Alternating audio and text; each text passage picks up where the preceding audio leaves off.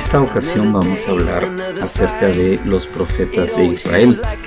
Estos personajes en el Antiguo Testamento y aún en el Nuevo jugaron un papel muy especial en la vida espiritual del pueblo de Dios. Y para que podamos entrar en materia, primero definamos qué es un profeta.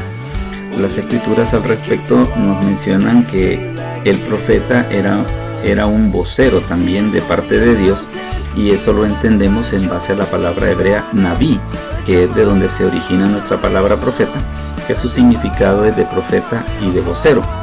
Esto nos ayuda a entender, por ejemplo, por qué razón las escrituras llaman profeta al patriarca Abraham en Génesis 27. A pesar de que él no tiene profecías, así como nosotros estamos acostumbrados a entender como Isaías o Jeremías. Sin embargo, vemos que en Génesis 27 él recibe ese nombre. También otro que recibe el nombre de profeta es Moisés. Él asimismo se llama profeta y dice que el Señor levantaría un profeta como él, a quien nosotros debíamos oír. Ese profeta del cual él hace referencia es al Señor Jesucristo. También tenemos de que Judas y Silas en el Nuevo Testamento, en Hechos 15:32, son llamados profetas. Ellos, después del concilio de Jerusalén, dice la escritura de que como eran profetas, alentaron al pueblo con abundancia de palabras. También vemos otra situación, como es de que los profetas jugaron un papel muy importante en momentos decisivos de la vida del pueblo de Israel, como por ejemplo cuando fue el cautiverio a Asiria.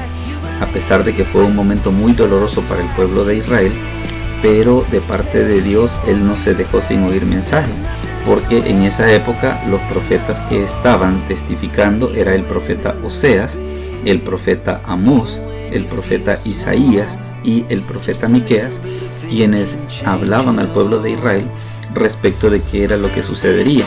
Y si lamentablemente se dio ese hecho, no fue porque Dios no les advirtió, sino que porque ellos no escucharon la voz de Dios. También tenemos otra situación. ¿Qué relación tenían los profetas con los reyes? Los profetas con los reyes muchas veces venían a convertirse en una especie de consejeros, como vemos el caso de David con Natán, que no solamente le aconsejaba de las cosas buenas que él debía hacer, sino que también le advertía y le exhortaba cuando él se apartaba de los caminos de Dios.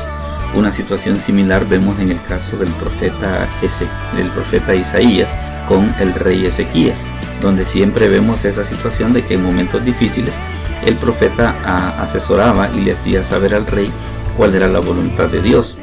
Tenemos un caso diferente en el caso de Jeremías y Joacim, de que Jeremías era el profeta, pero Joacim no escuchó la voz de Dios. También una situación similar tenemos en el caso del profeta Amós, en la época de Jeroboam II, que este rey tampoco escuchó la voz de Dios, a pesar de las advertencias que a cada momento le hacía el profeta Amós. En el caso de el Israel del Sur, cuando fue su cautiverio, ahí vemos una situación muy parecida. En la época del cautiverio de Judá, vemos que estaba el profeta Jeremías, el profeta Sofonías, el profeta Habacuc, el profeta Joel, el profeta Ezequiel, que en la época del cautiverio de Judá, en el año 586, ellos también advirtieron al pueblo de Dios respecto de lo que sucedería. Hablando acerca de los profetas falsos, en Deuteronomio 13 del 1 al 3 se da una prueba muy importante de un profeta falso, y dice de que aunque la profecía se cumpla, pero si ese mensaje hace que el pueblo se aparte de los caminos de Dios, ese profeta no debe ser escuchado. Lo que es muy importante considerar de que el profeta, su mensaje debe de estar de acuerdo con el mensaje de las escrituras. Es el caso que se da con Balaam, de que a pesar de que sus profecías se cumplían, pero como su carácter y su vida estaban en contra de la voluntad de Dios, es por eso de que las escrituras lo catalogan como un profeta falso. Y tenemos por el contrario el profeta Micaías, que era un profeta de Dios, a quien no lo querían precisamente porque él no predicaba lo que la gente quería escuchar, sino que lo que Dios quería que escucharan. En Lucas 16:16 se menciona de que la ley y los profetas eran hasta Juan. Pero ¿cómo debemos de entender esta expresión? No es de que ya no iban a haber profetas en absoluto, sino simplemente lo único que establece es un punto de división en el cual el mensaje de Cristo había sido profetizado hasta Juan el Bautista. De ahí para allá, Cristo ya es una realidad presente. El hecho de que esto no anule la existencia de los profetas tiene que ver con el hecho de que en el Nuevo Testamento Jesús nombra profetas en Efesios 4:11 después de su ascensión a los cielos. Y también vemos en 1 Corintios 14:4 de que existen profetas y que los profetas sirven para edificar a la iglesia. Entonces Lucas 16:16 no establece de que ya no van a haber profetas en absoluto, sino solamente establece un punto de división en relación a que ahora el mensaje de Jesucristo es predicado como una realidad presente. Y hay algo que es muy importante que debemos de tener respecto del mensaje de los profetas. Dice la Escritura: si fuéramos infieles, Él permanece fiel, Él no puede negarse a sí mismo.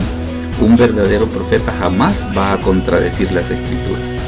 Y otra cosa que es muy importante también que dice la Escritura en Números 11:29: y Moisés le respondió: ¿tienes tu celo por mí?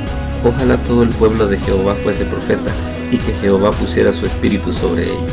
Este deseo Dios lo prometió como algo que se cumpliría ya en el Nuevo Testamento, cuando el Espíritu Santo sería derramado sobre su pueblo, y ahora todos podemos ser profetas, en el sentido que debemos de ser mensajeros de la palabra de Dios para que aquellas personas que no conocen de Cristo le puedan conocer.